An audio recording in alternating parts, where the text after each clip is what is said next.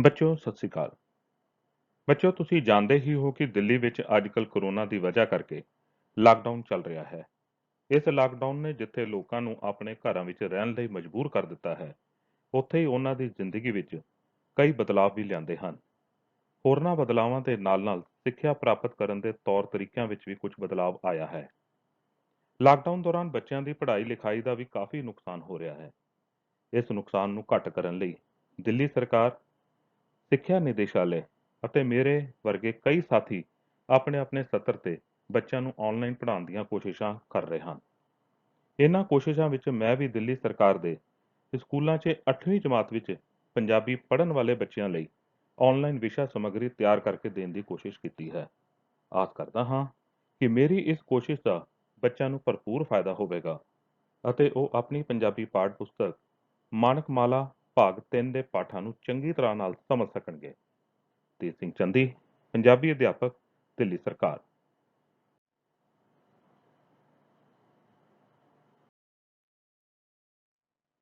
ਅੱਜ ਅਸੀਂ 8ਵੀਂ ਕਲਾਸ ਦੇ ਤੀਜੇ ਪਾਠ ਪੋਂਗਲ ਦਾ ਪਾਠਨ ਕਰਾਂਗੇ।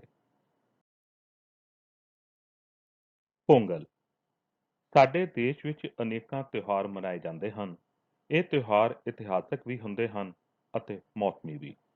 ਇਹਨਾਂ ਤਿਉਹਾਰਾਂ ਵਿੱਚ ਪੋਂਗਲ ਜਾਂ ਮੱਕਰ ਸੰਕ੍ਰਾਂਤੀ ਵੀ ਹੈ। ਪੋਂਗਲ ਤਿਉਹਾਰ ਮੁੱਖ ਰੂਪ ਵਿੱਚ ਤਮਿਲਨਾਡੂ ਵਿੱਚ ਮਨਾਇਆ ਜਾਂਦਾ ਹੈ ਅਤੇ ਮੱਕਰ ਸੰਕ੍ਰਾਂਤੀ ਉੱਤਰ ਭਾਰਤ ਵਿੱਚ। ਪੰਜਾਬ ਵਿੱਚ ਉਸ ਨੂੰ ਮਾਘੀ ਆਖਦੇ ਹਨ। ਇਸ ਤੋਂ ਇੱਕ ਦਿਨ ਪਹਿਲਾਂ ਲੋਹੜੀ ਮਨਾਈ ਜਾਂਦੀ ਹੈ। ਕਿਤੇ ਕਿਤੇ ਇਹ ਦਿਨ ਖਿਚੜੀ ਨਾਂ ਨਾਲ ਵੀ ਮਨਾਇਆ ਜਾਂਦਾ ਹੈ। ਪੋਂਗਲ, ਮਾਘੀ, ਮੱਕਰ ਸੰਕ੍ਰਾਂਤੀ, ਖਿਚੜੀ ਆਦਿ ਤਿਉਹਾਰ ਸੂਰਜ ਨਾਲ ਸੰਬੰਧਿਤ ਹਨ। ਮਾਘ ਦਾ ਪਹਿਲਾ ਦਿਨ ਮਾਘੀ ਹੁੰਦਾ ਹੈ। ਸੂਰਜ ਦੇ ਮਹੀਨੇ ਦੇ ਪਹਿਲੇ ਦਿਨ ਨੂੰ ਸੰਕ੍ਰਾਂਤੀ ਜਾਂ ਸੰਗਰਾਂਦ ਆਖਦੇ ਹਨ। ਮਾਘੀ, ਮੱਕਰ ਸੰਕ੍ਰਾਂਤੀ ਆਮ ਤੌਰ ਤੇ 14 ਜਨਵਰੀ ਨੂੰ ਆਉਂਦੀ ਹੈ। ਇਸ ਸਮੇਂ ਦੱਖਣ ਵਿੱਚ ਮਨਾਇਆ ਜਾਣ ਵਾਲਾ ਪੋਂਗਲ ਵਿਸ਼ੇਸ਼ ਤੌਰ ਤੇ ਕਿਸਾਨਾਂ ਦਾ ਤਿਉਹਾਰ ਹੈ। ਤਮਿਲਨਾਡੂ ਵਿੱਚ ਸਾਰੇ ਲੋਕ ਮਿਲ ਕੇ ਇਸ ਨੂੰ ਬੜੀ ਖੁਸ਼ੀ ਨਾਲ ਮਨਾਉਂਦੇ ਹਨ। ਸੂਰਜ ਦੀ ਕਿਰਪਾ ਨਾਲ ਸਾਰੀਆਂ ਫਸਲਾਂ ਉੱਗਦੀਆਂ ਹਨ ਤੇ ਪੱਕਦੀਆਂ ਹਨ। ਲੋਕ ਸੂਰਜ ਦੇਵਤਾ ਨੂੰ ਨਵੇਂ ਅਨਾਜ ਦਾ ਭੋਗ ਲਵਾ ਕੇ ਪ੍ਰਸਾਦ ਦੇ ਰੂਪ ਵਿੱਚ ਪ੍ਰਾਪਤ ਕਰਦੇ ਹਨ। ਪੋਂਗਲ 3 ਦਿਨ ਤੱਕ ਮਨਾਇਆ ਜਾਂਦਾ ਹੈ। ਪਹਿਲੇ ਦਿਨ ਘਰ ਦੇ ਕੂੜੇ ਕਰਕਟ ਨੂੰ ਬਾਹਰ ਕੱਢ ਕੇ ਅੱਗ ਲਾਈ ਜਾਂਦੀ ਹੈ। ਇਸ ਨੂੰ ਭੋਗੀ ਆਖਦੇ ਹਨ। ਇਸ ਦਿਨ ਘਰਾਂ ਵਿੱਚ ਅੱਗ ਦੇ ਅਲਾਵ ਜਲਾਏ ਜਾਂਦੇ ਹਨ। ਇਸ ਨਾਲ ਵਾਤਾਵਰਣ ਸ਼ੁੱਧ ਹੁੰਦਾ ਹੈ ਅਤੇ ਗਰਮੀ ਵੀ ਮਿਲਦੀ ਹੈ। ਦੂਜੇ ਦਿਨ ਰੰਗਾਂ ਨਾਲ ਘਰਾਂ ਦੇ ਵਿਹੜਿਆਂ ਵਿੱਚ ਸੋਹਣੇ ਸੋਹਣੇ ਫੁੱਲ ਬੂਟੇ ਬਣਾਏ ਜਾਂਦੇ ਹਨ। ਇਸ ਨੂੰ ਰੰਗੋਲੀ ਕਹਿੰਦੇ ਹਨ। ਰੰਗੋਲੀ ਘਰ ਦੀਆਂ ਨੂੰਹਾਂ ਧੀਆਂ ਰਲ ਕੇ ਬਣਾਉਂਦੀਆਂ ਹਨ। ਰੰਗੋਲੀ ਸਜਾਉਣ ਤੋਂ ਪਹਿਲਾਂ ਘਰ ਨੂੰ ਲਿਪਾਈ ਪੁਤਾਈ ਕਰਕੇ ਸਾਫ਼ ਅਤੇ ਸ਼ੁੱਧ ਕੀਤਾ ਜਾਂਦਾ ਹੈ। ਰੰਗੋਲੀ ਸਜਾਉਣ ਤੋਂ ਬਾਅਦ ਮਰਦ ਤੇ ਤੀਵੀਆਂ ਨਹਾ ਧੋ ਕੇ ਨਵੇਂ-ਨਵੇਂ ਕੱਪੜੇ ਪਾਉਂਦੇ ਹਨ। ਫਿਰ ਮਿੱਟੀ ਦੇ ਨਵੇਂ ਭਾਂਡਿਆਂ ਵਿੱਚ ਘਰ ਦੇ ਵਿਹੜੇ ਵਿੱਚ ਪੋਂਗਲ ਤਿਆਰ ਕੀਤਾ ਜਾਂਦਾ ਹੈ। ਪੋਂਗਲ ਨਵੇਂ ਚੌਲ, ਦੁੱਧ ਅਤੇ ਗੁੜ ਪਾ ਕੇ ਬਣਾਈ ਗਈ ਖੀਰ ਨੂੰ ਕਹਿੰਦੇ ਹਨ। ਇਹ ਇੱਕ ਵਿਸ਼ੇਸ਼ ਪ੍ਰਕਾਰ ਦਾ ਖਾਣਾ ਹੈ। ਪੋਂਗਲ ਤਿਆਰ ਹੋਣ ਤੋਂ ਬਾਅਦ ਸਭ ਤੋਂ ਪਹਿਲਾਂ ਸੂਰਜ ਦੇਵਤਾ ਨੂੰ 9 ਤਰ੍ਹਾਂ ਦੀਆਂ ਚੀਜ਼ਾਂ ਚੜਾਈਆਂ ਜਾਂਦੀਆਂ ਹਨ। ਇਹਨਾਂ ਨੂੰ ਨਿਵੇਦ ਕਿਹਾ ਜਾਂਦਾ ਹੈ। ਫਿਰ ਪ੍ਰਸਾਦ ਦੇ ਰੂਪ ਵਿੱਚ ਸਭ ਪੋਂਗਲ ਨੂੰ ਵੰਡ ਕੇ ਖਾਂਦੇ ਹਨ। ਸਾਡੀ ਭਾਰਤੀ ਸੰਸਕ੍ਰਿਤੀ ਅਨੁਸਾਰ ਧੀਆਂ ਭੈਣਾਂ ਦੀ ਸਦਾ ਹੀ ਇੱਜ਼ਤ ਕੀਤੀ ਜਾਂਦੀ ਹੈ। ਪਰ ਇਸ ਦਿਨ ਤੇ ਧੀਆਂ ਤੇ ਜਵਾਈਆਂ ਨੂੰ ਉਚੇਚੇ ਤੌਰ ਤੇ ਸੱਦਿਆ ਜਾਂਦਾ ਹੈ। ਉਹਨਾਂ ਦਾ ਮਾਣ ਸਤਿਕਾਰ ਕੀਤਾ ਜਾਂਦਾ ਹੈ। ਸਭ ਲੋਕ ਸਾਰਾ ਦਿਨ ਆਪਣੇ ਮਿੱਤਰਾਂ, ਰਿਸ਼ਤੇਦਾਰਾਂ ਵਿੱਚ ਮਸਤ ਰਹਿੰਦੇ ਹਨ। ਇੱਕ ਦੂਜੇ ਨੂੰ ਸ਼ੁਭ ਕਾਮਨਾਵਾਂ ਦਿੰਦੇ ਅਤੇ ਲੈਂਦੇ ਹਨ। ਸਾਰਾ ਸਾਲ ਖੁਸ਼ੀਆਂ ਨਾਲ ਬੀਤੇ ਇਸ ਦੀ ਕਾਮਨਾ ਕਰਦੇ ਹਨ। ਇਸ ਦਿਨ ਹੀ ਅੰਨਪੂਰਨਾ ਦੇਵੀ ਦੀ ਪੂਜਾ ਵੀ ਹੁੰਦੀ ਹੈ। ਪੋਂਗਲ ਦਾ ਤੀਜਾ ਦਿਨ ਪਸ਼ੂਆਂ ਦੇ ਤਿਉਹਾਰ ਦੇ ਰੂਪ ਵਿੱਚ ਮਨਾਇਆ ਜਾਂਦਾ ਹੈ। ਇਸ ਦਿਨ ਸਾਰੇ ਪਸ਼ੂਆਂ ਨੂੰ ਨੁਹਾ ਧੁਆ ਕੇ ਉਹਨਾਂ ਦੇ ਸਿੰਗਾਂ ਨੂੰ ਸਜਾਇਆ ਜਾਂਦਾ ਹੈ। ਪਸ਼ੂਆਂ ਦੇ ਸਰੀਰ ਤੇ ਕੁਮਕੁਮ ਤੇ ਹਲਦੀ ਲਗਾਈ ਜਾਂਦੀ ਹੈ। ਉਹਨਾਂ ਦੇ ਗਲਿਆਂ ਵਿੱਚ ਘੰਟੀਆਂ ਬੰਨ੍ਹੀਆਂ ਜਾਂਦੀਆਂ ਹਨ। ਫਿਰ ਉਹਨਾਂ ਨੂੰ ਪੋਂਗਲ ਖੁਆਇਆ ਜਾਂਦਾ ਹੈ। ਇਸ ਤਰ੍ਹਾਂ ਮਨੁੱਖ ਖੇਤੀ ਵਿੱਚ ਮਦਦ ਕਰਨ ਵਾਲੇ ਪਸ਼ੂਆਂ ਦਾ ਧੰਨਵਾਦ ਕਰਦਾ ਹੈ।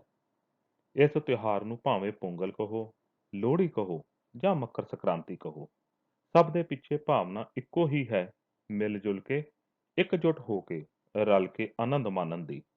ਇਸ ਪ੍ਰਕਾਰ ਸਾਡੇ ਸਾਰੇ ਹੀ ਤਿਉਹਾਰ ਏਕਤਾ, ਸਾਂਝ ਤੇ ਭਾਈਚਾਰੇ ਦੇ ਪ੍ਰਤੀਕ ਹਨ।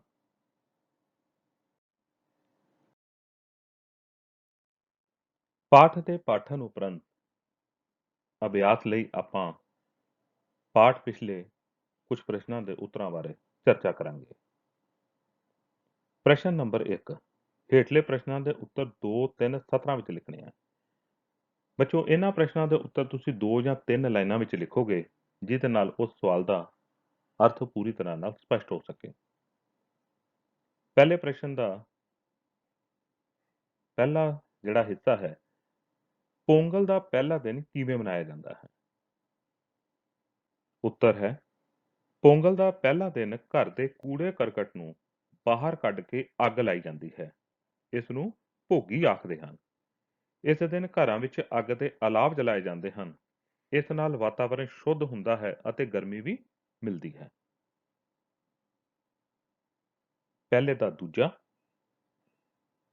ਪੋਂਗਲ ਦੇ ਦੂਜੇ ਦਿਨ ਕੀ ਕੀਤਾ ਜਾਂਦਾ ਹੈ? ਉੱਤਰ, ਪੋਂਗਲ ਦੇ ਦੂਜੇ ਦਿਨ ਰੰਗਾਂ ਨਾਲ ਘਰਾਂ ਦੇ ਵਿਹੜਿਆਂ ਵਿੱਚ ਸੋਹਣੇ ਸੋਹਣੇ ਫੁੱਲ ਬੂਟੇ ਬਣਾਏ ਜਾਂਦੇ ਹਨ।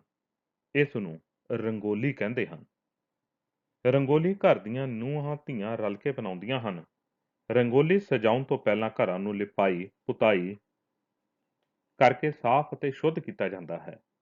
ਰੰਗੋਲੀ ਸਜਾਉਣ ਤੋਂ ਬਾਅਦ ਮਰਦ ਤੇ ਤੀਵੀਆਂ ਨਹਾ ਧੋ ਕੇ ਨਵੇਂ-ਨਵੇਂ ਕੱਪੜੇ ਪਾਉਂਦੇ ਹਨ। ਫਿਰ ਮਿੱਟੀ ਦੇ ਨਵੇਂ ਭਾਂਡਿਆਂ ਵਿੱਚ ਘਰ ਦੇ ਵਿਹੜੇ ਵਿੱਚ ਪੋਂਗਲ ਤਿਆਰ ਕੀਤਾ ਜਾਂਦਾ ਹੈ। ਪੋਂਗਲ ਨਵੇਂ ਚੌਲ, ਦੁੱਧ ਅਤੇ ਗੁੜ ਪਾ ਕੇ ਬਣਾਈ ਖੀਰ ਨੂੰ ਕਹਿੰਦੇ ਹਨ। ਪ੍ਰਸ਼ਨ ਪਹਿਲੇ ਦਾ ਤੀਸਰਾ, ਪੋਂਗਲ ਦੇ ਤੀਜੇ ਦਿਨ ਦਾ ਕੀ ਮਹੱਤਵ ਹੈ? ਉੱਤਰ, ਪੋਂਗਲ ਦਾ ਤੀਜਾ ਦਿਨ ਪਸ਼ੂਆਂ ਦੇ ਤਿਉਹਾਰ ਦੇ ਰੂਪ ਵਿੱਚ ਮਨਾਇਆ ਜਾਂਦਾ ਹੈ। ਇਸ ਦਿਨ ਸਾਰੇ ਪਸ਼ੂਆਂ ਨੂੰ ਨੁਹਾ ਧੁਆ ਕੇ ਉਹਨਾਂ ਦੇ ਸਿੰਗਾਂ ਨੂੰ ਸਜਾਇਆ ਜਾਂਦਾ ਹੈ। ਪਸ਼ੂਆਂ ਦੇ ਸਰੀਰ ਤੇ ਕੁਮਕੁਮ ਤੇ ਹਲਦੀ ਲਗਾਈ ਜਾਂਦੀ ਹੈ। ਉਹਨਾਂ ਦੇ ਗਲਿਆਂ ਵਿੱਚ ਘੰਟੀਆਂ ਬੰਨ੍ਹੀਆਂ ਜਾਂਦੀਆਂ ਹਨ। ਫਿਰ ਉਹਨਾਂ ਨੂੰ ਪੋਂਗਲ ਖਵਾਇਆ ਜਾਂਦਾ ਹੈ। ਇਸ ਤਰ੍ਹਾਂ ਮਨੁੱਖ ਖੇਤੀ ਵਿੱਚ ਮਦਦ ਕਰਨ ਵਾਲੇ ਪਸ਼ੂਆਂ ਦਾ ਧੰਨਵਾਦ ਕਰਦਾ ਹੈ। ਪ੍ਰਸ਼ਨ ਪਹਿਲੇ ਦਾ ਚੌਥਾ ਭਾਗ, ਨਿਵੈਦ ਤੋਂ ਕੀ ਭਾਵ ਹੈ? ਉੱਤਰ, ਪੋਂਗਲ ਤਿਆਰ ਹੋਣ ਤੋਂ ਬਾਅਦ ਸਭ ਤੋਂ ਪਹਿਲਾਂ ਸੂਰਜ ਦੇਵਤਾ ਨੂੰ 9 ਤਰ੍ਹਾਂ ਦੀਆਂ ਚੀਜ਼ਾਂ ਚੜਾਈਆਂ ਜਾਂਦੀਆਂ ਹਨ। ਇਹਨਾਂ ਨੂੰ ਨਿਵੈਦ ਕਿਹਾ ਜਾਂਦਾ ਹੈ। ਪ੍ਰਸ਼ਨ ਪਹਿਲੇ ਦਾ ਪੰਜਵਾਂ, ਭਾਰਤੀ ਤਿਉਹਾਰ ਕਿਸ ਗੱਲ ਦੇ ਪ੍ਰਤੀਕ ਹਨ? ਉੱਤਰ, ਭਾਰਤੀ ਤਿਉਹਾਰਾਂ ਦੇ ਪਿੱਛੇ ਭਾਵਨਾ ਇੱਕੋ ਹੀ ਹੈ, ਮਿਲ ਜੁਲ ਕੇ, ਇਕਜੁੱਟ ਹੋ ਕੇ, ਰਲ ਕੇ ਆਨੰਦ ਮਾਣਨ ਦੀ। ਇਸ ਪ੍ਰਕਾਰ ਸਾਡੇ ਸਾਰੇ ਹੀ ਤਿਉਹਾਰ ਏਕਤਾ, ਸਾਂਝ ਤੇ ਭਾਈਚਾਰੇ ਦੇ ਪ੍ਰਤੀਕ ਹਨ।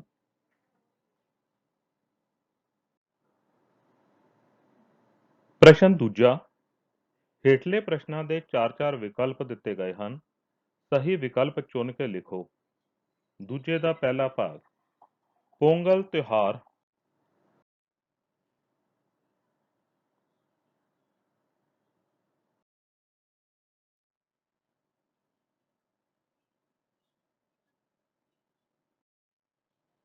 ਪ੍ਰਸ਼ਨ ਦੂਸਰੇ ਦਾ ਐੜਾ, ਪੋਂਗਲ, ਮਾਘੀ, ਮਕਰ ਸੰਕ੍ਰਾਂਤੀ ਤਿਉਹਾਰਾਂ ਦਾ ਸੰਬੰਧ ਕਿਸ ਨਾਲ ਹੈ?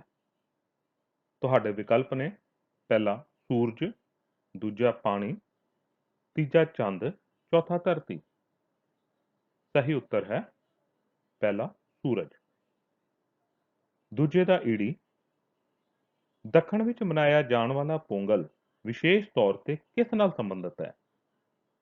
ਤੁਹਾਡੇ ਵਿਕਲਪ ਨੇ, ਪਹਿਲਾ ਮਜ਼ਦੂਰਾਂ, ਦੂਸਰਾ ਕਿਸਾਨਾਂ, ਤੀਸਰਾ ਦਸਤਕਾਰਾਂ, ਚੌਥਾ ਲੇਖਕਾਂ। ਸਹੀ ਉੱਤਰ ਹੈ ਦੂਸਰਾ ਵਿਕਲਪ ਕਿਸਾਨਾਂ। ਪ੍ਰਸ਼ਨ ਸੰਖਿਆ 2 ਦਾ ਸੱਸਾ ਯਾਨੀ ਚੌਥਾ ਪਾਰਟ, ਪੋਂਗਲ ਦਾ ਤਿਉਹਾਰ ਕਿੰਨੇ ਦਿਨਾਂ ਤੱਕ ਮਨਾਇਆ ਜਾਂਦਾ ਹੈ? ਵਿਕਲਪ ਨੇ 1, 2, 3, 4। ਸਹੀ ਉੱਤਰ ਹੈ 3। ਪ੍ਰਸ਼ਨ ਸੰਖਿਆ 2 ਦਾ ਅਖੀਰਲਾ ਹਾਹਾ ਪਾਠ, ਨਵੇਂ ਚੌਲ, ਦੁੱਧ ਅਤੇ ਗੁੜ ਪਾ ਕੇ ਬਣਾਈ ਗਈ ਖੀਰ ਨੂੰ ਕੀ ਕਿਹਾ ਜਾਂਦਾ ਹੈ?